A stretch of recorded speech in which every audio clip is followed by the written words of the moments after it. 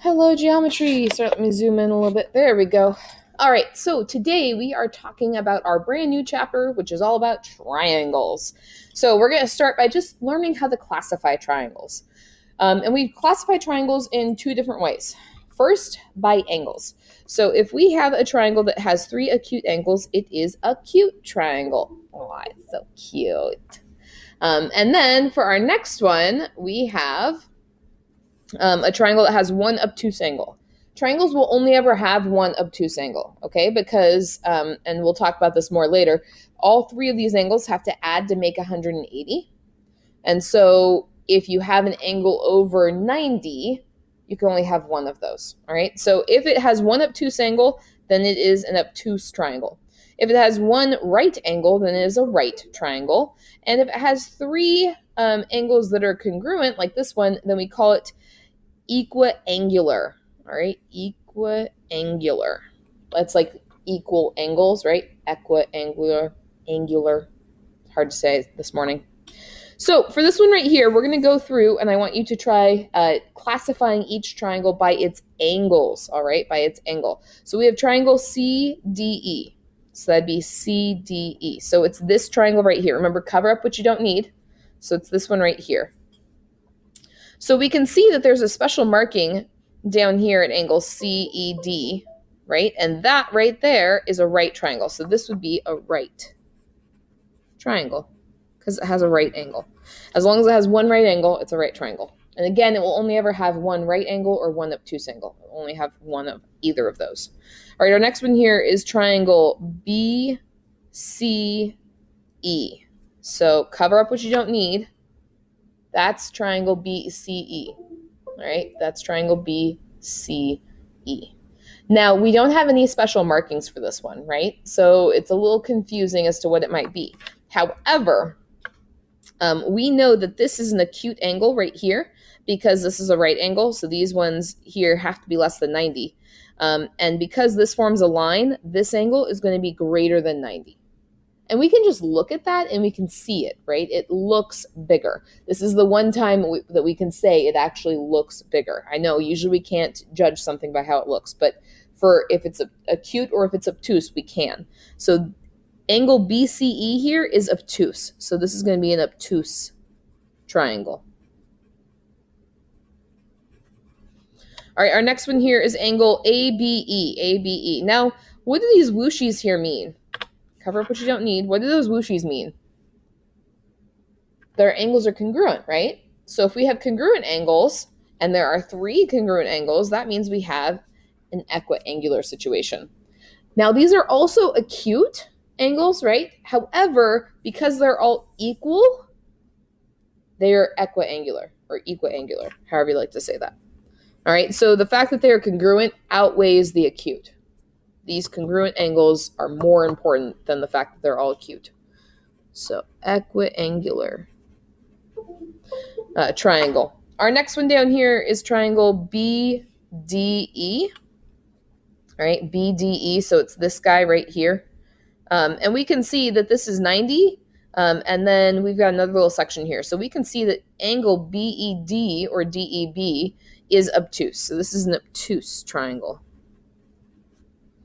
And then for our last one here, we have triangle CFE, CFE. So this triangle right here, and hopefully you can see that this angle down here is less than 90. These also look like they're less than 90, so this is going to be acute. And notice they didn't have any special markings, right? They were not all congruent. So this is just an acute triangle. All right. So we know how to identify triangles or label them by angles. Now let's do by sides. So by sides, our first one here, if we have no congruent sides, we call it scalene, right? Scalene, that's no congruent sides. If we have two congruent sides, we call it isosceles, all right? Isosceles. And then our last one here is when we have all three sides are congruent, and that is equilateral. And again, it's got that equal in it, right? Equilateral. And the lateral means for sides, right? So before we had equiangular angles, now we've got equilateral. Lateral is a Latin term for sides. So direction says to use the diagram to classify each angle by its sides. So for our first one here, we need to find triangle JKM. JKM. So it's the big one right here, JKM.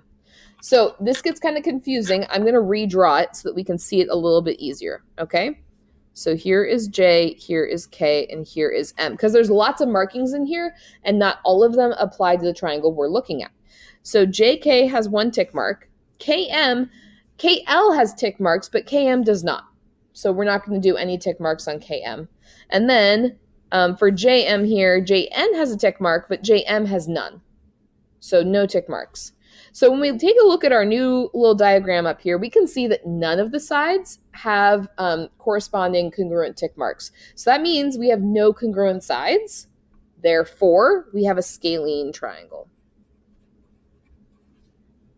All right, for our next one here, we've got triangle KLN. So it's this guy right here. So cover up what you don't need, KLN. And we can see that KL has 2 tick marks, LN has 2 tick marks, and then KN has 1 tick mark. So how many congruent sides do we have? Yeah, we've got 2. So 2 congruent sides means that this is isosceles. All right, isosceles. All right, our next triangle is triangle JKN. So cover up what you don't need. So we're looking at those, right? JKN. And JK has a tick mark, KN has a tick mark, JN has a tick mark. So how many congruent sides do we have? We've got 3. So this is an equilateral. Equilateral triangle. I'm feeling a little lazy with my triangles now. All right, triangle LMN. So I'm going to cover it up. LMN. Try that one out. Name that triangle LMN. All right, hopefully you got that it was scalene. It's scalene. LN has 2 tick marks, but LM and NM have none. And we don't know that this is a right angle down here. Remember that. It has to be marked for us to know it's a right angle. We don't know. Okay, so when we take a look at some examples here, we have... Oh, I think I got this out of order. Sorry. I did. Oops, my bad. Because we went from 9 to 18, and I thought that was weird. Here we go. So we're going to classify each triangle by its sides and its angles. All right, that's how we name triangles are by both.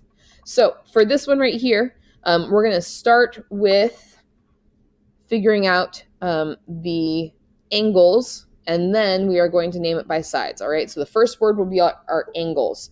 So if we take a look at this, we know we have either acute, obtuse, or, here, let me put this on the screen, or equiangular, right? It's going to be one of those for this guy right here.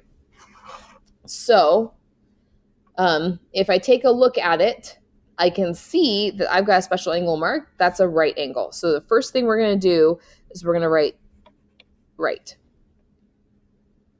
Because it has a right angle, it's a right. And now we have to determine the sides. All right. So if we take a look at our sides next, it's either going to be scalene, isosceles, or equilateral. So when we take a look at those, we can see it's got 2 tick marks. Well, that means it has 2 congruent sides, so it's isosceles. So this is a right isosceles triangle. Right isosceles triangle. All right, let's take 11 here.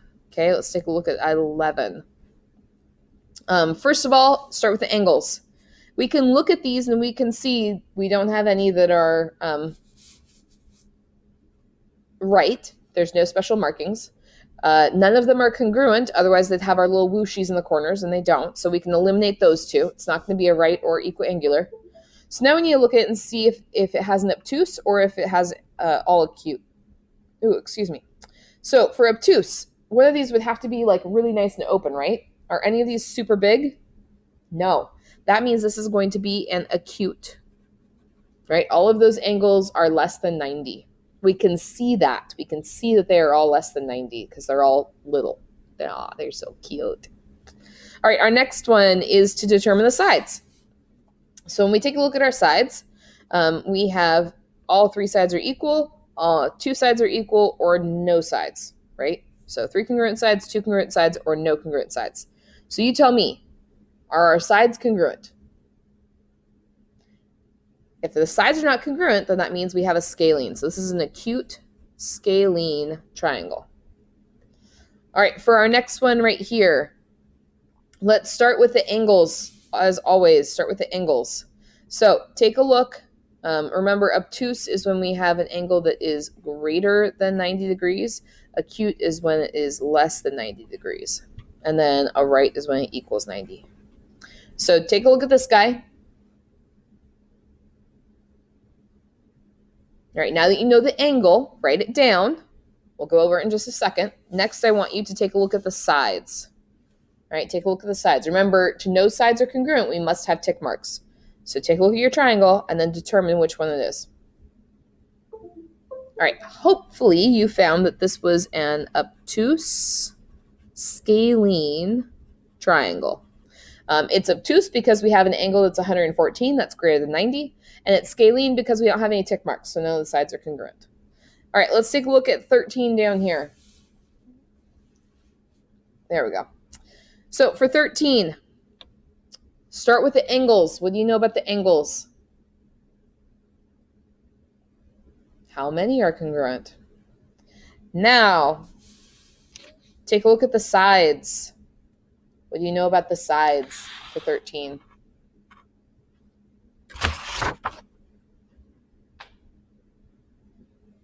All right, hopefully for this one you found that it was equiangular and equilateral.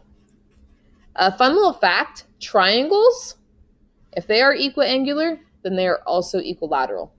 So if their angles are all congruent, then their sides are all congruent too. Kind of a fun little fact.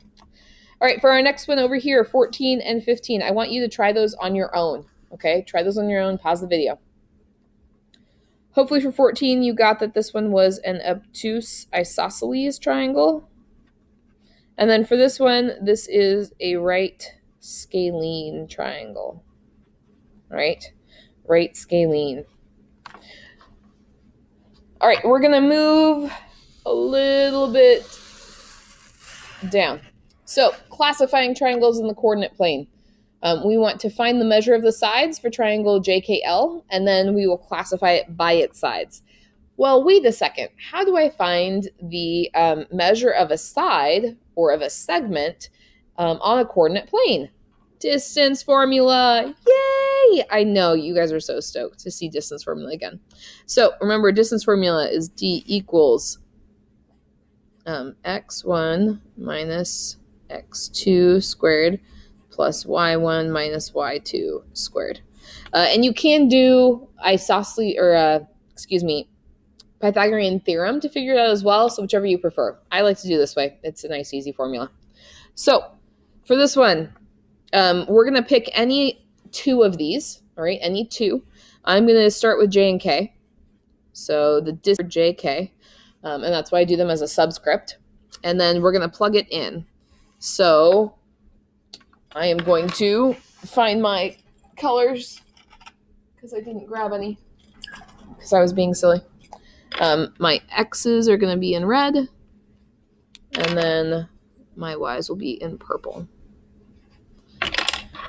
So we have -7 minus a -9 squared plus.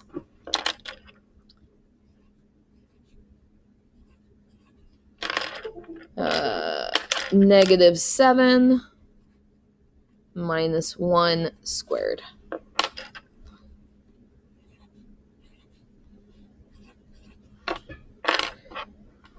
All right, so when we have that, we end up with -7 minus -9 is really +9. So -7 plus 9 is a +2. So we end up with 2 squared there. And then -7 minus 1 is -8. So it'd be -8 squared. 2 squared is really 4. -8 squared is 64. So we get the square root of 68, right? We can reduce that down, but for now I'm just going to leave it. So now that we've done J and K, I'm going to do K and L. So the distance of KL is next. So for KL, we have -9 minus -1 squared plus 1 minus negative 1 squared.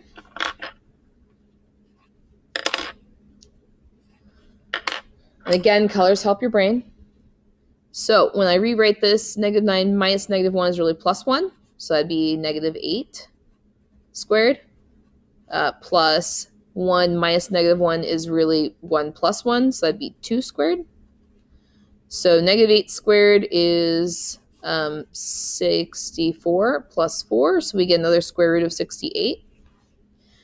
So we already have two sides that are congruent. So we know this is at least going to be a isosceles triangle. Now let's take a look at the last one, which is J and L. Okay, don't forget to do the last leg because it's not in order. So there are three. So the distance of J and L. So let's set that guy up now. So we've got negative 7 minus negative 1 squared plus negative 7 minus negative 1 squared. Well, negative 7 minus negative 1, that's really plus 1. So that's really the square root of negative 6 squared. And then negative 7 minus negative 1 is, again, negative 7 plus 1. So it would be negative 6 squared. Well, negative 6 squared is 36. So we get 36 plus 36. So that would be 70, square root of 72. So now we can see that the distance of JK is 68. The distance of KL is 68, and the distance of JL is 72. So we can see that we have two congruent sides. JK is congruent to KL. So that means that this is an isosceles triangle. So for each of these, for 17 and for 18 as well, what you need to do is do distance formula on all three of the sides to determine what type of a triangle it is. All right. And we can do this one.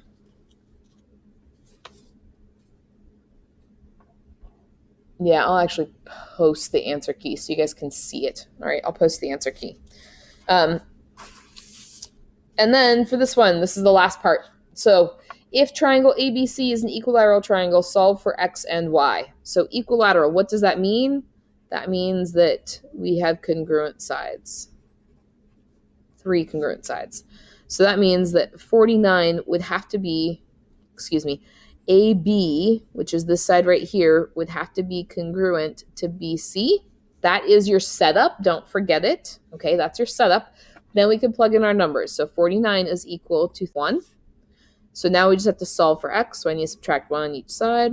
48 equals 3x.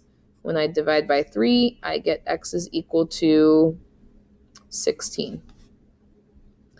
And then I need to solve for y as well. Well, 3 congruent sides, that means that AB is also congruent to AC.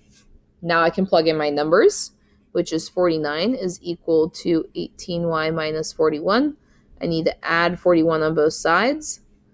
So I get 90 is equal to 18y. When I divide by 18, I end up with y is equal to 5. So think about what it means and then solve for it. So with this one, we have another triangle RST is an equilateral triangle. Solve for x and find the measure of each side. All right, so we know for a setup then that SR is going to be equal to ST, right? If we know that, then we can substitute in, we can solve for x, and then you have to plug x back in is what they're saying. All right, for this one down here, 24, it says DEF is an isosceles triangle with DE congruent to EF. Solve for x and the measure of each side. So for this one, we know that DE is equal to EF. Always start with what you know, your setup. Well, DE is 8x minus 13. And then EF is 5x plus 17. So now I can solve for x. So I'm going to I'm going to subtract 5x on both sides. So we get 13x minus 13 is equal to 17. I'm going to add 13 on both sides. So we get 13x is equal to 30. Oh, minus. I did that all wrong. It should be 3. Excuse me. I'm glad I saw that now. And then we divide both sides by 3. So x equals 10. Well, now that I know x equals 10, I can plug it back in. So DE, we said, was 8x minus 13. So that's really going to be 8 times 10 minus 13. So that's going to be 80 minus 13, which is 67. So now we need to do that for DF. So we have x plus 21. So that'd be 10 plus 21. So this is 31. Then we need to do that for EF as well. So for EF, it's 5x plus 17. So that would really be 5 times 10 plus 17. So that's 50 plus 17. So that would be 67. Now, the cool thing is, if you knew what DE was, you also knew what EF was, because they said that they were congruent. But we figured it out anyways. I always like figuring it out to make sure that it really works. It's a good check. So there are our 3 side measures. So that's all you would do with this one up here, would be to solve for x and then plug it back in, just like we did. So this one is another isosceles one. And then down here, I want to set this one up with you guys because it's a little confusing. And it's a good word problem because life is a word problem. So triangle STU, I knew a stew once actually. Triangle STU is an equilateral triangle. If ST is 1 less than twice x, SU is 37 less than 5 times x, and TU is 11 more than x, find the measure of x for each side. Okay, let's take it one at a time. So ST is 1 less than twice x. So that means I need to have 2x, and then it's 1 less, so that means I'm minusing 1. All right, so that's ST. SU is 37 less than 5 times x. So that means I need a 5x, and then it's 37 less, so I have to subtract 37. And then the last one, TU, is 11 more than x. So 11 plus x, or x plus 11, either way. So now you have the equation. It is equilateral, so pick any of them and then solve for x. Plug it back in, you'll find the measure of each side. Email me if you have any questions. I am happy to help anytime.